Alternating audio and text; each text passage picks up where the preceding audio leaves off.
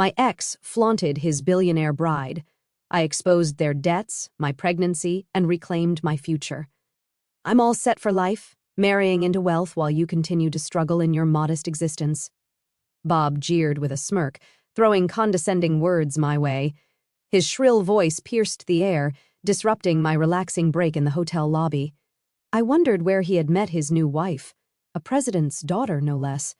Julie, the daughter of Johnson Enterprises. Bob, with his middle-aged man's laugh, seemed oddly proud, but the mention of Johnson Enterprises caught my attention.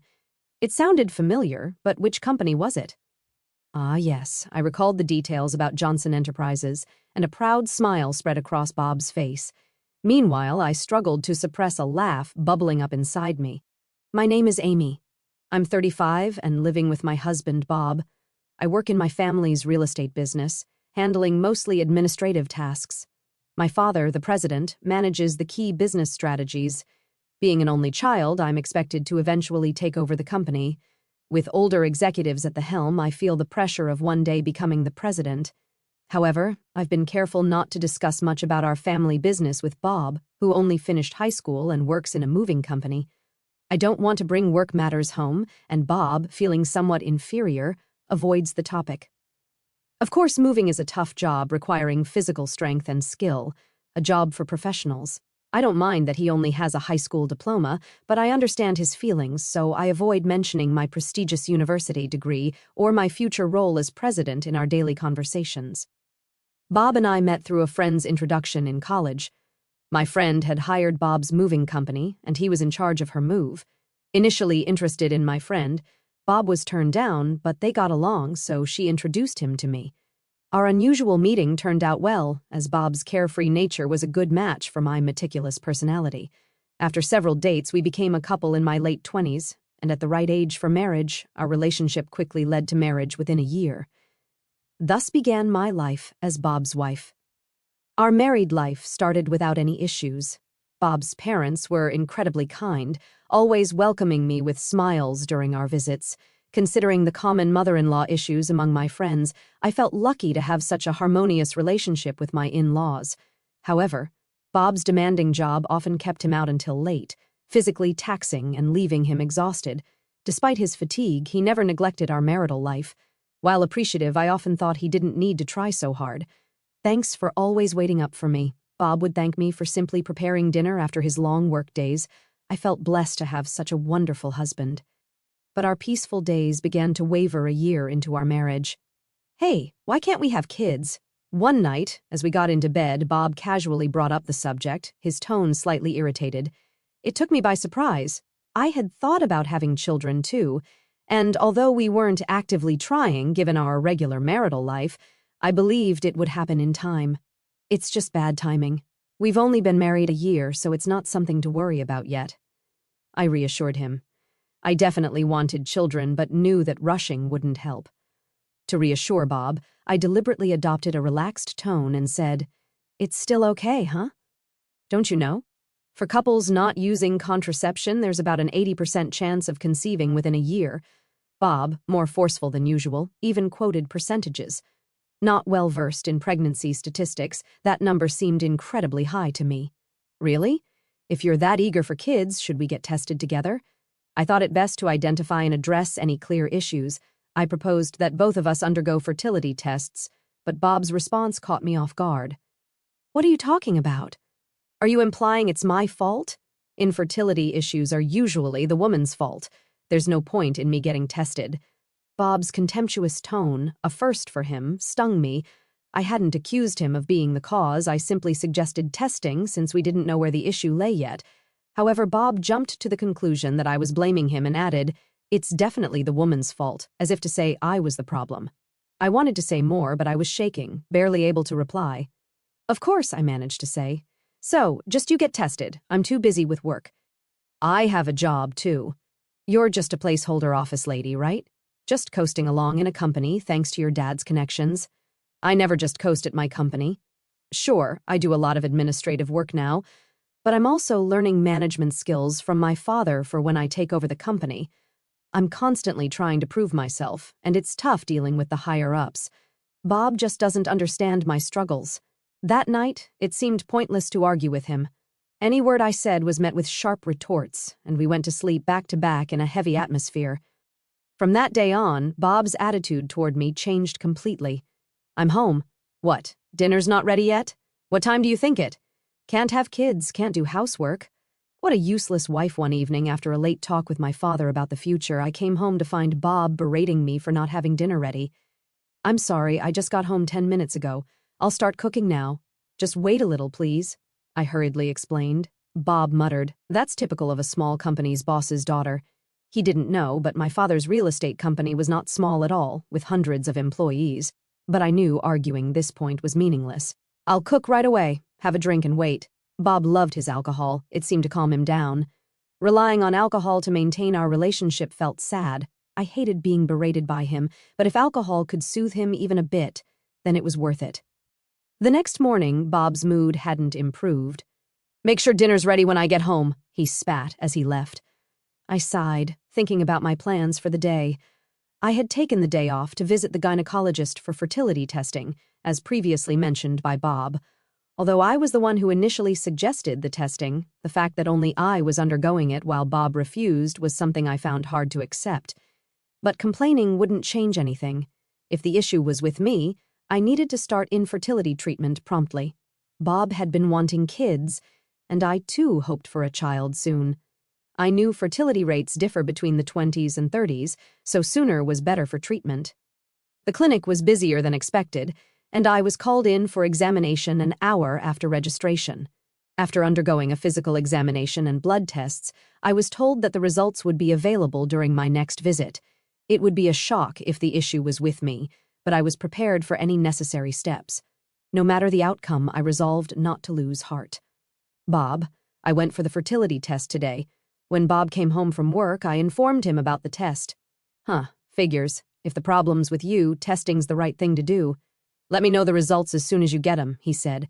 Bob's belief that I was the cause of our infertility frustrated me. The fertility testing required much time and effort, and a bit of understanding from him would have been welcome. 5 years passed, and I turned 35. Though we continued our efforts to conceive, we remained childless, and Bob seemed to have given up on having a child with me. His late nights increased, and sometimes he didn't come home at all. When asked, he said he was out drinking with colleagues, then singing karaoke till morning. His behavior was more akin to a college student and deeply exasperated me. My work had become busier, and the thought of starting a family was pushed aside, but Bob's recent actions were too much. His lack of concern for our home life was clear. One day, after Bob went out on his day off, I observed that he had left his smartphone in the living room, forgetting to take it with him. With that realization, I picked up Bob's phone, intending to take it to his room. It was at that moment that his phone rang, an incoming call from a certain Julie, as indicated by the caller ID. Assuming it was a work contact, I answered to inform them that Bob had forgotten his phone at home. Hey Bob, you're late. I've been waiting for 30 minutes. Where are you? If you don't hurry, we'll miss the park opening. The flirty voice on the phone made me catch my breath. Can you hear me? Hurry up, okay? We haven't had a date in so long. The mention of a date shocked me, and I quickly ended the call. My heart wouldn't stop racing. Who was this woman? She mentioned a date, so she likely wasn't a colleague. He's cheating on me. Holding undeniable proof of Bob's infidelity, I clenched his phone tightly. Julie had said it was a long-awaited date, indicating a long-term affair. I trembled with indescribable anger. While I was struggling with infertility, Bob was carelessly cheating on me. His recent distance now made sense. He no longer needed me. Unforgivable. Determined to make Bob pay, I started collecting evidence of his infidelity. It wasn't hard to gather proof. First, I easily unlocked his smartphone using his birth date. The call history was filled with Julie's name. When I opened the messaging app, I found numerous messages between Bob and Julie, filled with embarrassingly affectionate words that made me feel nauseated. I took photos of these pieces of evidence with my phone. After placing Bob's phone back in his room, I spent the day as if nothing had happened. After a month of this strange marriage, my father, the company president, summoned me to his office. I have something important to discuss with you, he said gravely. Shocked by his words, I couldn't believe what I heard. Is that true? I asked. Yes, so I'm counting on you. Disturbed, I returned to my office, barely concentrating on work. That evening, Bob suggested we separate. Having found evidence of his affair, I had been contemplating when to bring up divorce, but him initiating it saved me the hassle. Yes, let's divorce. Really. Because I had readily accepted the divorce, Bob seemed surprised. Perhaps he was happy about being able to be with his mistress, a woman named Julie. His face was filled with an unmistakable joy that I found irritating. Despite my irritation with Bob's expression, I signed the divorce papers he offered. I can file these tomorrow. I'll be leaving this house, okay? Are you sure about the mortgage? I anticipated he would want me to leave, so I casually asked. Oh, yes, I'm fine. Bob's job was demanding but not high-paying. I doubted he could handle the mortgage alone, but since he initiated the divorce and was the one cheating, I felt no obligation to help. I packed and left the house 3 days later, moving back to my parents' house nearby. My parents initially seemed concerned when I told them about my divorce, but when I explained that Bob had cheated on me, they became furious. They repeatedly reassured me that it was the right decision to part ways with such a man. I threw myself into work, trying to forget about Bob. Before I realized it, a year had flown by. I was so engrossed in my work that I lost sight of everything else. It was astonishing. One day, while relaxing in the living room, my dad approached me. Why don't you take a break and go on a trip? It's going to get busy starting next month. I guess he thought I'd been working too hard and needed a distraction. Indeed, I had been overwhelmed with various things lately and felt mentally exhausted. Thinking a little trip wouldn't hurt, I took up Dad's suggestion and decided to travel to the Northeast. It was my first solo trip, and I was both nervous and excited. The air in the Northeast was crisp and seemed to cleanse my weary soul. Interacting with the locals who helped me navigate and chatting with the owner of a bar I found, everyone was incredibly kind, which gradually healed my spirit. I had booked a hotel in Seattle, the most famous and largest around here, thinking why not enjoy the trip to the fullest. After checking in, I relaxed in the lobby with a welcome drink. The fatigue from the journey seemed to melt away, feeling utterly comfortable, jokingly considering moving to Seattle. A familiar voice called out, "Huh?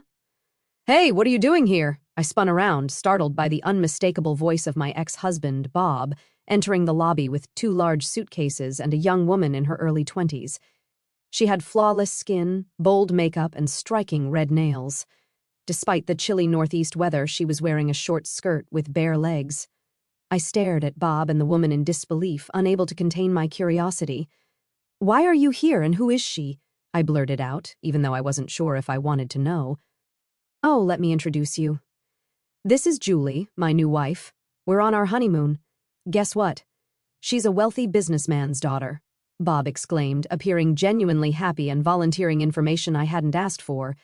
However, the name Julie struck a chord. The same name as the person on the phone. Disgusted that he was with such a young girl, I felt a surge of discomfort. "You're on a solo trip here? That's pathetic," Bob sneered, despite being the one who cheated and initiated our divorce. Julie, too, was looking at me with narrowed eyes, her tone carrying amusement. "Hey, Bob, is this your ex-wife? She looks old. Hurry up with the check-in." Irritated by her catty tone, I glared at Julie. Bob, nonchalant, wrapped an arm around her waist, responding, "Yeah, I'm set for life marrying into money. You can keep struggling in your poor life." Bob's high-pitched voice echoed through the hotel lobby, disrupting the elegant atmosphere I was enjoying and leaving me feeling upset. His mention of marrying a businessman's daughter made me wonder where he had met someone like that. "Yeah, Julie is the daughter of Johnson Enterprises," Bob proudly stated, his middle-aged laugh seeming childishly proud to me. I pondered, feeling that Johnson Enterprises sounded familiar. After a moment, I recalled it all. Right, that company. Bob's face lit up with pride. "Impressive, huh?" he exclaimed. However, I was secretly holding back laughter inside. "Come on, you know this company. Her family's loaded, and they even paid off the mortgage on that house quickly. Thanks for divorcing me so easily, Amy." His tone was dripping with sarcasm, but it didn't bother me at all. "Yeah, I know them. They're in the biggest building downtown, right?" "I've seen it and even been there," I replied calmly. "Oh, you've been there?" Bob seemed surprised. "It's quick then. Her family owns a huge company, so they're loaded. Breaking up with you was the right choice." Bob smirked nastily, but I simply nodded, still calm. "That building, it's part of our real estate holdings," I mentioned casually, as if I just remembered. Bob and Julie both asked in unison, "What do you mean by our real estate?" That building is rented by my father for his most prestigious office. I don't know if your company is involved in real estate, but it's not a shabby building, I explained calmly. Both seemed skeptical of my words. I hesitated for a moment, but there was no turning back now. Telling Bob about my company wasn't my concern anymore. Yes, I know how grand it is. I was there when my father bought that building. It was about $200 million, I think. But recently, Dad was complaining about a tenant not paying their rent. Turns out it was your company. In fact, my father is a real estate magnate with assets worth $3.2 billion. The building Johnson Enterprises is in is one of them. The tenants of the building change regularly, but currently it's Johnson Enterprises. For the past few months, they hadn't paid their rent, and that's what was troubling my father. Rent not paid? Julie looked shocked, but then burst out laughing. That can't be true. Our company's doing great. We can surely pay the rent. I'm not falling for such a lame lie to drive a wedge between Bob and me. Her shrill voice echoed in my ears. I let out a deep sigh. It seemed like a reasonable conversation with this woman was impossible.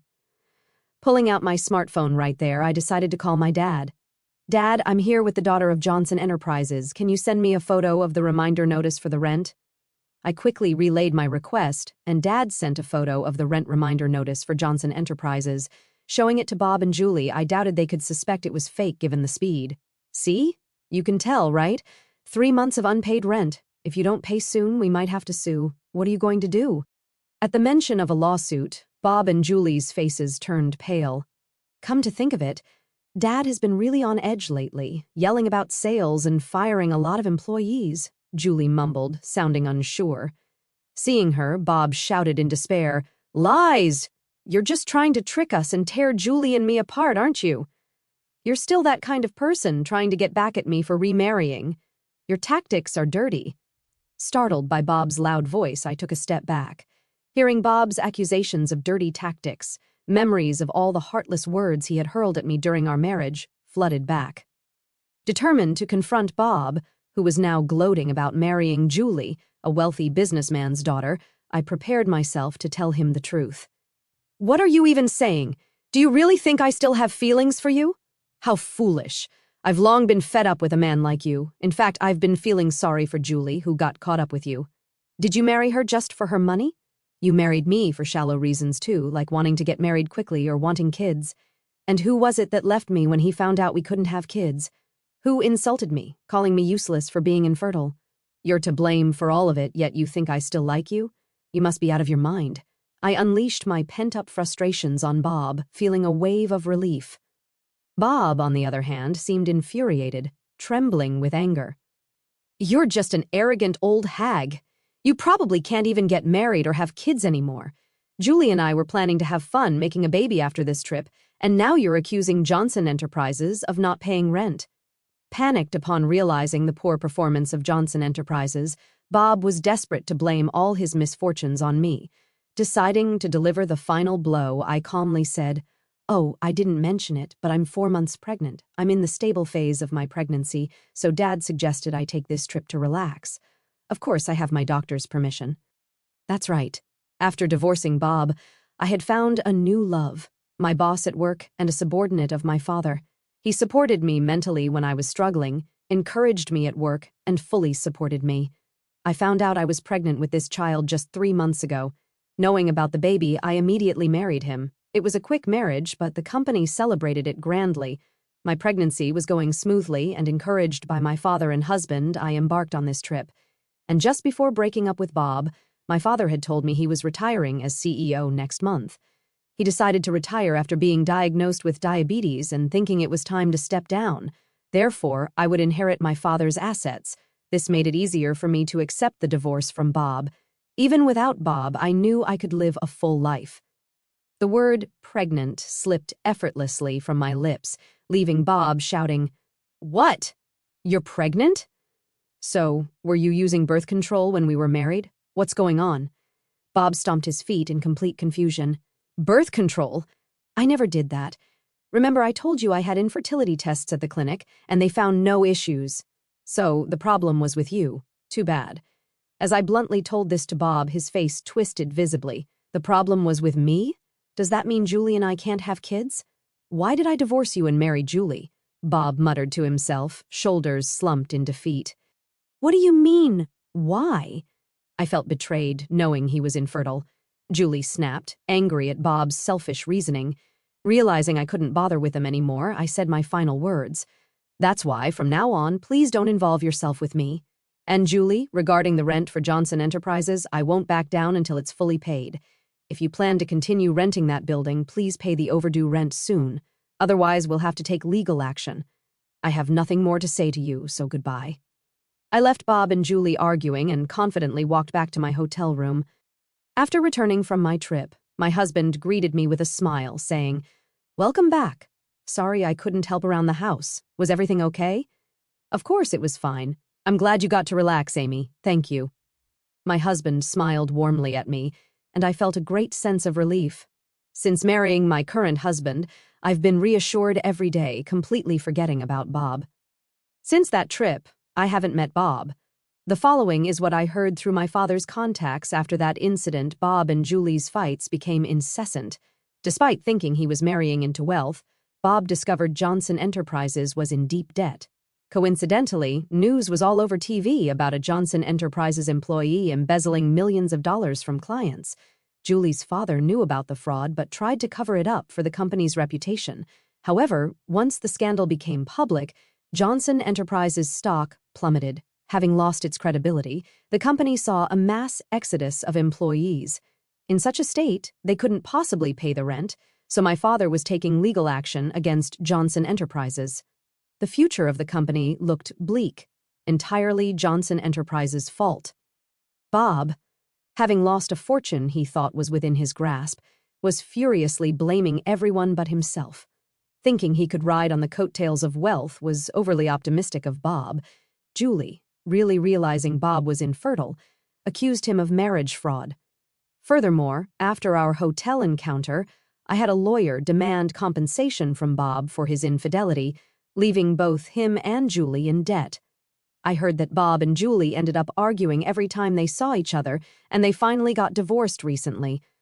Then, unbelievably, Bob called me after divorcing Julie. "Amy, please marry me again.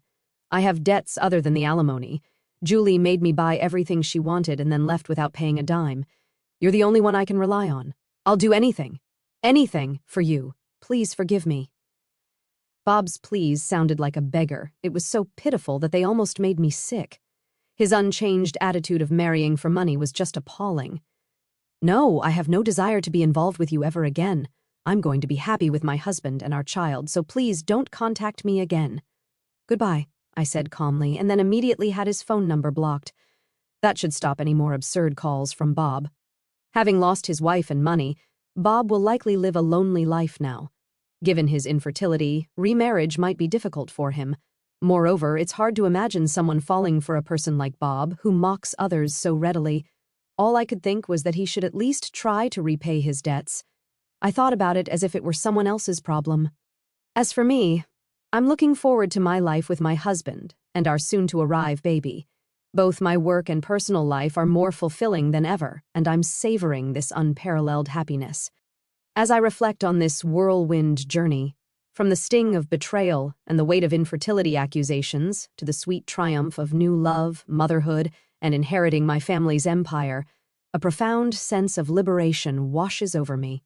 Running into Bob and Julie in that hotel lobby felt like the universe handing me the perfect script for closure. Their smug faces crumbling as the truth unfolded was cathartic, a delicious revenge I never knew I craved. Yet, beyond the satisfaction of seeing Bob's greed backfire spectacularly, what fills my heart is gratitude for my supportive parents, my loving husband who sees my strength, and the little life growing inside me. The years of doubt and belittlement under Bob's roof seem like a distant nightmare now, replaced by empowerment and joy. I've risen not just unscathed but stronger, ready to lead with compassion and wisdom. This happiness? It's mine, hard-earned and unbreakable.